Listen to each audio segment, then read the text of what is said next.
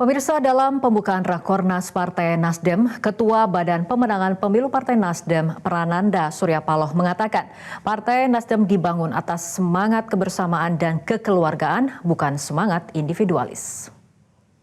Assalamualaikum warahmatullahi wabarakatuh. Selamat malam dan salam sejahtera bagi kita semua. Tentu pertama-tama yang sama-sama kami hormati, sama-sama kami banggakan, Ketua Umum kami, Bapak Haji Suryapaloh, Wakil Ketua Umum, Kang Saan Mustafa, seluruh pengurus DPP, Ketua Majelis Tinggi, beserta seluruh jajarannya, Ketua Dewan Pakar, beserta seluruh jajarannya, Ketua Wantim, beserta seluruh jajarannya, para anggota DPR RI, para ketua DPW, hadirin hadirat yang saya muliakan.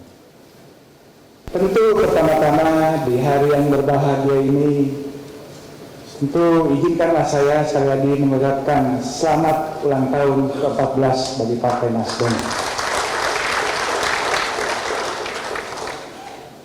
Usia 14 tahun itu seharusnya usia yang masih jenaka, masih bisa menikmati hidup, masih mesti banyak belajar.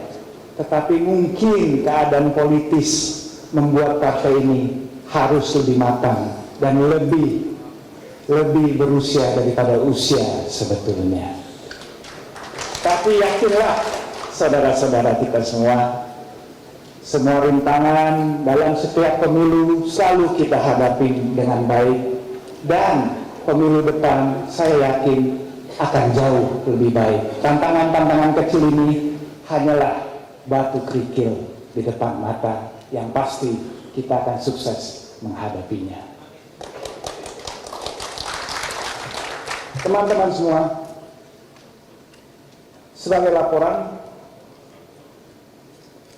Rakornas malam ini diikuti oleh seluruh pengurus DPP, 294 perwakilan DPW, dan juga pengamat dari indikator dan surveyor-surveyor lainnya. Pada acara malam ini kita akan memfokuskan diri dan melihat data dan dilihat di mana kekurangan atau kelebihan kita. Saya meminta kawan-kawan untuk fokus dan benar-benar mengikuti acara malam ini. Dilanjutkan pada acara besok pagi, laporan DPW. Saya yakin dan percaya acara ini akan membawa manfaat dan kebaikan bagi kita semua untuk memenangkan 2029 nanti. Ketua Umum, sebagai Ketua Bapilu, izinkanlah saya memberikan pengarahan pendek kepada kader-kader inti kita, teman-teman kita semua. Sebelum kita berbicara strategi kemenangan ataupun juga target ataupun juga apapun itu, saya ingin menekankan pentingnya solidaritas, kekompakan di antara kita sesama. Itu hal yang paling mendasar. Jauhkanlah pikiran-pikiran egosentris ataupun ego sektoral yang berlebih, karena ini akan merusak partai kita. Saya ingatkan itu sekali lagi. Jangan karena mungkin merasa dekat dengan si A, dekat dengan si B, dekat dengan si C, kebersamaan kita tergerus. Partai ini dibangun atas semangat kolektivitas, atas semangat kebersamaan, atas semangat kekeluargaan, bukan semangat individualisme yang berlebihan. Itu penekanan saya. Karena bagaimanapun juga salah satu esensi berpolitik adalah berkompromi. Apa itu yang saya maksud dengan berkompromi? Meminta 10, mengasih 12. Jangan meminta 10, satu pun tidak dikasih. Celaka kita itu. Roda organisasi tidak jalan, semua terpuruk, rantai komando tidak jelas. Nah, itulah yang saya maksud. Kalau kita bisa mendampingkan ego sektoral yang berlebihan itu, saya yakin dan percaya apapun rintangan ke depan kita hadapin itu, karena semangat keluargaan kita adalah semangat yang utama, teman-temanku semua. Maka daripada itu, saya meminta secara khusus kepada Ketua DPW untuk segera melakukan roadshow keliling seluruh kabupaten kota. Saya tidak mau mendengar lagi ada beberapa ketua DPW yang hanya main-main di kantornya ataupun di pusat ibu kotanya. Tidak ada lagi urusan itu.